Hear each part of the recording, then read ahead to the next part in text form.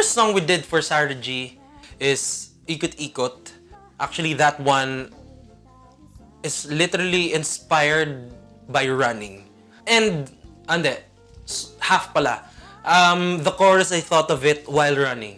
Kaya siya tumatakbo. Nagja-jogging ako nun sa Valle Verde. Kaya naisip siya, tumatakbo ng walang hanggan sa Valle. Yun talaga yun. Ginawa na lang siyang kalye.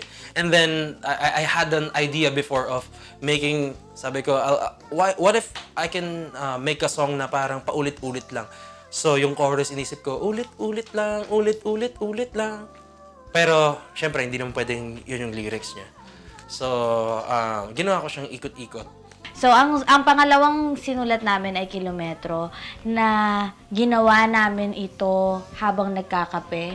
Alam mo, may naisip ako, bakit parang gusto kong gumawa ng kanta na title niya Kilometro? Parang gawa nga tayo ng song na yung title Weird. Yung weird, So, parang, yung walang Oo, nag-uusap muna kami bago dumaan yung kotseng mabilis. Tapos yung parang Kilometro. So, in relation to cars. So, ako parang, paano mo naman gagawin yun?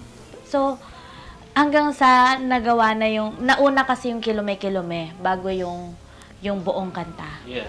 So, kasi, what we usually do is we doodle muna yun. So, parang gibberish, doodle, tapos doon siyang kilometrong layo. So, dahil ako nga nasa emotional side of things, so, ako parang sinabi ko sa kanya na, ano kaya na mga parang me against the world, so parang OFW or talagang ayaw ng ibang tao sila, then you'll do anything just to be with that person. Yeah.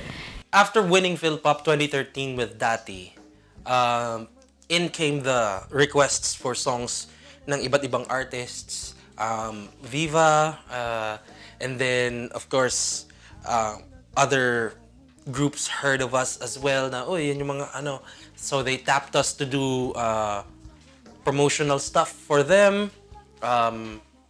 We started delving into corporate music, making jingles, station IDs, and then sila James Nadine, we made their songs for yung very first movie nila, which is Diary ng Pangit eh. After that, siguro binili ng tao yung ganong klaseng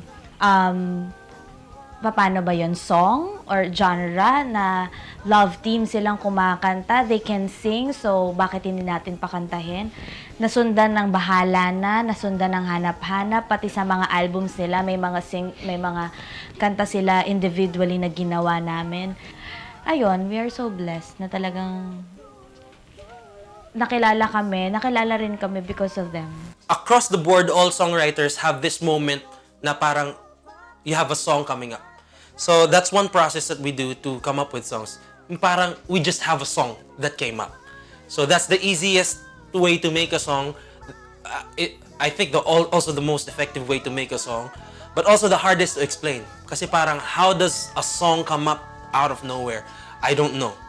So next is which is more common with us, especially when trying to write for something, like trying to write for an artist, trying to write for a movie, trying to write for basta anything other than yourself. Parang we start with a concept, and then we build the melody and the lyrics around the concept. Parang if the concept is a teeny bopper love song, melody should be teeny bopper-ish, lyrics should be easy to grasp. Nag-aareglo muna siya. Then we'll sing a melody over it, paulit-ulit, kung ano man, mga ilang tracks. So, bago kami pumili ng mga effective na melodies.